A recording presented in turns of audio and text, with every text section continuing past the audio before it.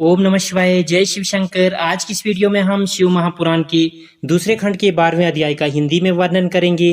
तो वीडियो को हम स्टार्ट करते हैं। ब्रह्मा जी बोले, हे नारद, मैंने स्वयं एवं विष्णु जी, देवता, मुनि, नाग, सिद्ध सब ने शिव जी के निकट जाकर देखा कि शिव जी शक्ति सहित विराजमान हैं। हम सब ने उसकी स्तुति की तथा विनती करते हुए कहा, हे महाराज, जब हमको आपने उत्पन्न किया था तब आपने प्रण किया था कि हम तुम्हारे उपकार के लिए रुद्र नाम से अवतरित होंगे। सो ऐसा ही हुआ। आपने अपनी प्रतिज्ञा अनुसार अवतार लिया। अब आप हम पर कृपा करें। मैं और विष्णु यह कहकर चुप हो गए। यह सुनकर शिव बोले, हे ब्रह्मा तथा विष्णु, मुझे तुम दोनों की अत्यंत प्रिय हो। तुम यहाँ मुनियों के साथ किस लिए आए हो? सो मुझे सब ठीक ठीक बताओ। शिव जी के ऐसे वचन सुनकर हमने ये समझा कि अब मनोकामना अवश्य सिद्ध होगी। तब विष्णु और मैंने हाथ जोड़कर उनसे निवेदन किया, हे प्रभु, पहले आपने कहा था कि हम विवाह करके लोक कार्य सिद्ध करेंगे। सो अब वह समय आ गया है। अब आप अपने वचन का पालन कीजिए। शिव जी ये सुनकर हंसकर बोले, हम तो योगी हैं, हमें विवाह भोग से क्या संबंध? हमारा शरीर अद्भुत है और हमारी सामग्री भी अशुभ है। हम इसी दशा में बहुत प्रसन्न हैं। देखो, लोग विवाह से अधिक दूसरा कोई आनंद नहीं मनाते, परंतु वे एक कारागृह के समान है। जैसे कि वेद भी कहते हैं, जो बात मुझे अच्छी नहीं लगती तुम उसी के करने के लिए मुझसे कहते हो। अच्छा, फिर भी मैं अपना वचन पूरा करूंगा और विवाह करूंगा, परंतु इसके साथ एक बात अवश्य है कि मैं जिस प्रकार की स्त्री कहूंगा तुमको मेरे लिए उसी प्रकार की स्त्री ढूंढनी होगी।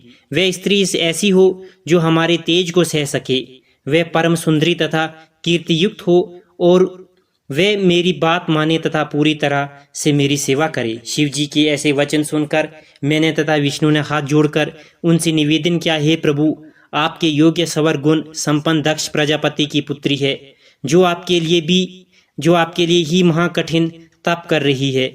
आप वहां चलकर उनको वरदान दीजिए तथा उनसे विवाह कीजिए। इतना कहकर हम लोग शांत हो गए। तब शिवजी ने हंसकर कहा, तथास्तु।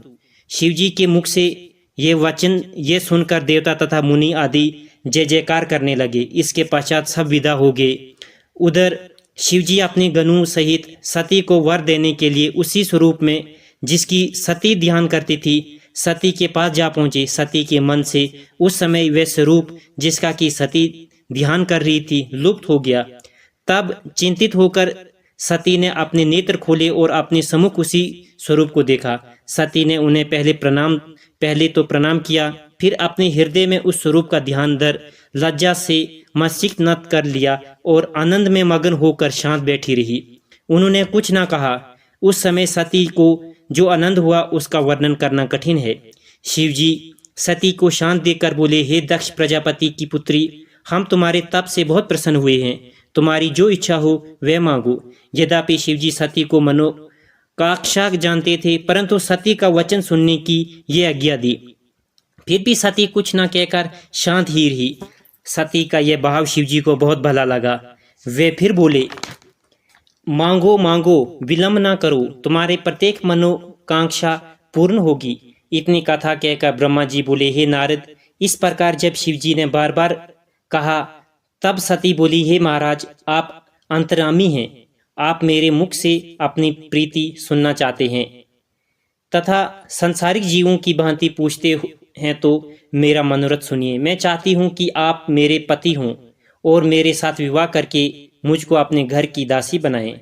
शिव जी ने सती के ऐसे वचन सुनकर प्रसन्न होकर तथास्तु कहा तथा अंतर्ध्यान हो गए।